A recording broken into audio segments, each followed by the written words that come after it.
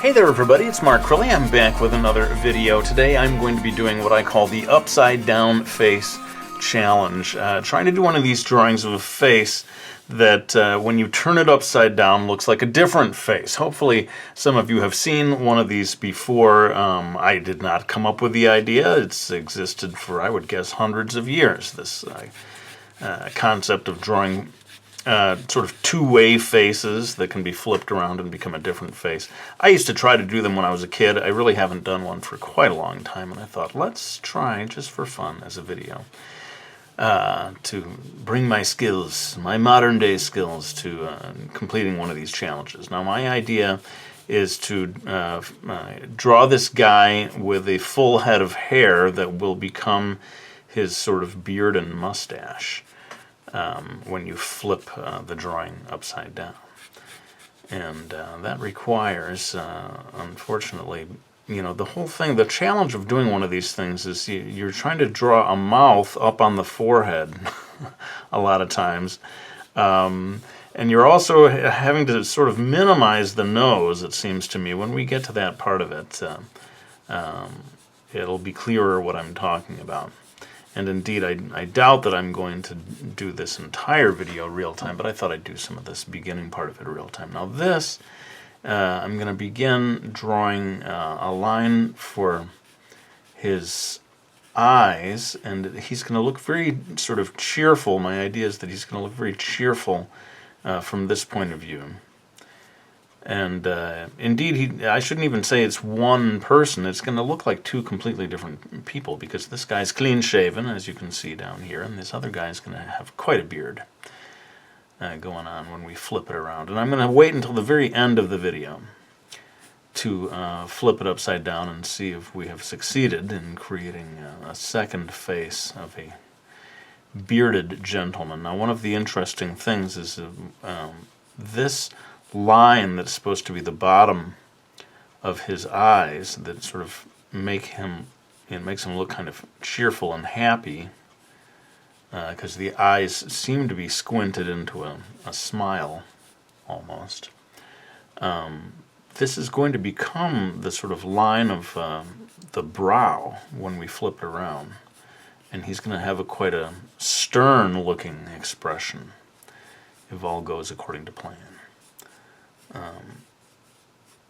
But as I said, one of the challenges is you're torn between drawing a nose and not drawing a nose, because you kind of need two noses, right, from the two different points of view, and they're going to, you know, if you make too bold of a nose, it's going to look like he has a growth on his forehead, if that makes any sense. So what I'm going to try to do is I'm going to put a couple of lines here. I'm going to try to sneak in the shape of a nose, although it is supposed to be his forehead. And hopefully by keeping it light, I can get away with it. Now, I thought I would do eyebrows here that are pointing down, give him a sort of a sassy look. Although really it's going to be more of a creepy look, I'm sure. This character, you know, when you do these things, these drawings of the face that can be flipped upside down, it always ends up a little bit creepy looking, just really bizarre. The struggles, I guess I should say, whenever I try to do it, it ends up looking bizarre. I suppose some people have mastered it more than I have. But again, like this is sort of a half nose that I'm creating here that is going to become part of the other character's forehead. So I'm very hesitant to outline the nose too much, and in fact I'm trying to keep in mind that this, you know, can look here like his cheeks, but when we flip it around, hopefully it'll be more like just a wrinkle across his brow. And that becomes this whole idea of drawing a mouth. You need to draw a mouth that also looks as if it can just be a wrinkle on a brow. So you definitely don't want to draw any teeth. And I figure if I just, you know, looks like a lower lip line, right? I can just about get away with that. I thought I might be able to do the cleft lip, or what do you call that? the upper lip.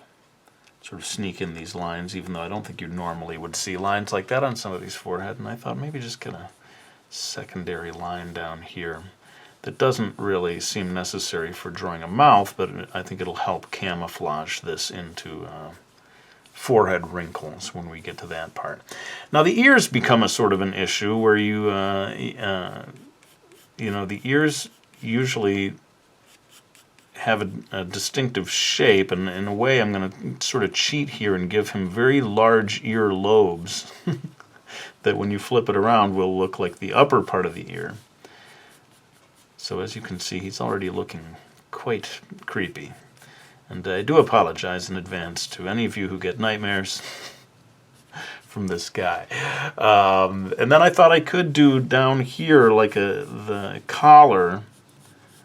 I saw someone had done this as a sort of a trick where the collar of the hat, when you flip, or the collar of the shirt, when you flip it around, looks like a hat or a cap, or almost like a military sailor's cap or something like that. So that's what I'm going to do, but in order to make it look like a collar, I am going to sort of put that central line there, but sort of keep the shape a bit like a sailor's cap when we flip it around. Now finally we get to the hair, which my plan is indeed to make this guy look like he's got a mustache and beard, but in order when we flip it around.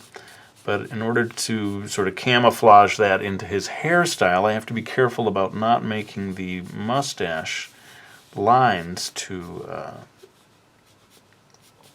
clear, or he looks like he's got an upside-down mustache growing out of his forehead.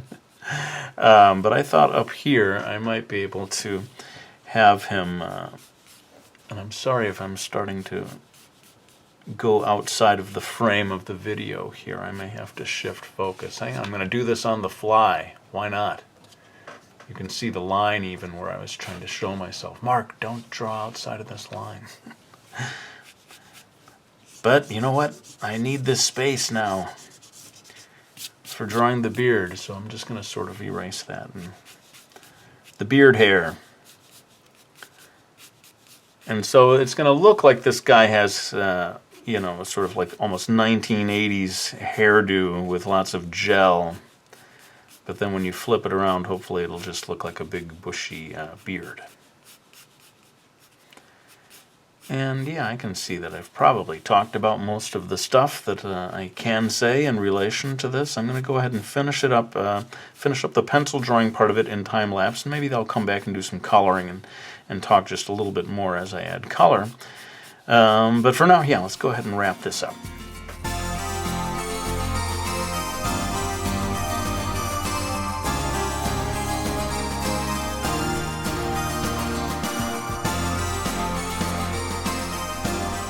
All right, well, I think I've got most of the line work in place, and now I'm going to take some watercolor and put down a sort of a base skin color here before we move on to, well, I guess doing the hair, beard, that whole part of the drawing. And my goal is to just really try to do some, you know, very careful modeling here and make this illustration nice and polished looking. I guess just as a way of really getting as close as we can to believing, to seeing this as a single legitimate face, which I think is the challenge. He looks freaked out. He looks like he's going to invite us into his parlor and then chop us into little bits. And my goal is to, you know, before we do the flip around, at the end of the video, I want us to come as close as we can to accepting this as an actual human face, in spite of its weird eccentricities. So that we have a pleasant surprise, hopefully, when we flip it around and find an entirely different face when we look at it from the other point of view. Now, I think part of believing in this more and more as a real face is going to be to add, as I said, sort of modeling, like a little shading here. And I'm going to do, you know, I'm doing a little bit of this real time, but I'll be doing the lion's share of it in time-lapse. Courtesy of my pal, Old Man Time-lapse. What would you do without me? I don't know, Old Man Time-lapse, I really don't. But maybe I can take a moment before we kick it into time-lapse to color in the combo hair beard part of the illustration. So let's go ahead and do that. Give me a moment, I'm going to mix up some paint here. Alright, so I've got a nice shade of brown here for the hair, and just going to sort of do a base layer.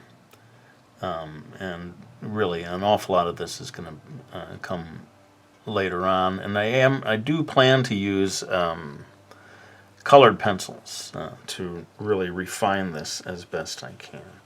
But I wonder if any of you watching this video will be inspired to give it a try yourself. I mean, there's lots of different ways of doing it, and as you experiment, you can come up with your own strategies. As I said, I think the challenge is dealing with this aspect of the noses. I suppose it's possible to have one gigantic central nose, if you do this in a cartoony way that serves as the nose for both of the characters. But as you can see, I've created kind of two separate noses in my approach, and have chosen to just sort of try to blend them in with the rest of the flesh, knowing that, oh, did you hear my corgi, Joy, barking, telling me to stop messing around with YouTube videos, come down, take me for a walk, give me food. In any case, I will be interested to see if any of you choose to take on this challenge yourself and make one of these slightly freaky looking upside down face illustrations. If you do, please find me on Instagram or Twitter, I guess either of those, and link to me, let me know. My Twitter is easy to remember, it's just my name, Mark Crilley. Unfortunately, Instagram, you have to add the word real, Mark Crilley real, as so often happens. Someone stole the name Mark Crilley in the early days, and I had to become Mark Crilley real. Alright, well that takes care of that for this part of the drawing. I'm going to go ahead and finish up all of the coloring and colored penciling, and maybe even inking, or at least some, line work, and then we will be back for the big reveal of flipping this around and hopefully getting a second face out of this single illustration.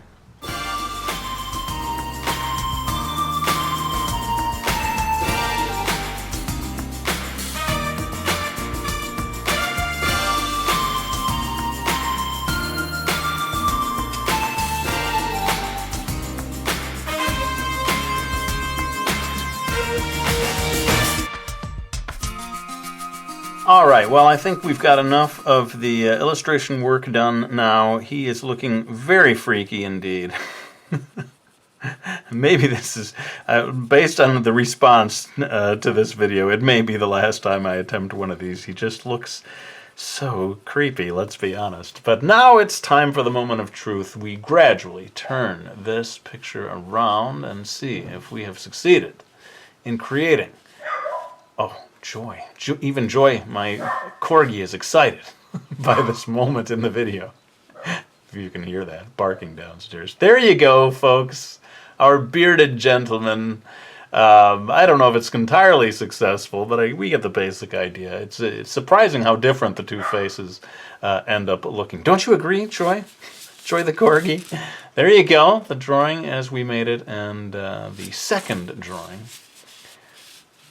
as we made it at the same time. So there you go. Let me know what you thought of this. I really hope you enjoyed it. I had a lot of fun doing it, and who knows, if people are not too freaked out, I might try doing another one in the future. But for now, let me go ahead and say thank you to anyone who's supported me by getting any of my books, like the Realism Challenge, my book on hyper-realistic illustration work, the Drawing Lesson, my graphic novel that teaches you how to draw, and my very latest book, Chibi, the official How to Draw Guide. I do have a new book coming out in September. I'll be talking about that more in the weeks ahead. But for now, let me go ahead and lay down this pencil. I want to thank you all for watching this video. I really hope you enjoyed it and were not too freaked out by it. And I'll be back with another one real soon.